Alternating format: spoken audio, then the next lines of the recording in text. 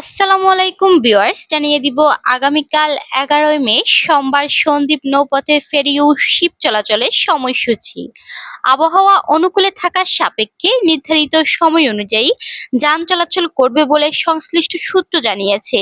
ফেরির সময়সূচি প্রথম ট্রিপ বাঁশবাড়িয়া থেকে ভোর ৬টা থেকে ৬টা ৩০ মিনিটের মধ্যে ছেড়ে যাবে। দ্বিতীয় ট্রিপ গুপ্তছড়া থেকে সকাল ৮টা ৩০ মিনিট থেকে ৯টার মধ্যে। তৃতীয় ট্রিপ বাঁশবাড়িয়ার মধ্যে বিকেল ৩টায় এবং চতুর্থ ট্রিপ গুপ্তছড়া থেকে বিকেল ৫টায় ছেড়ে যাবে।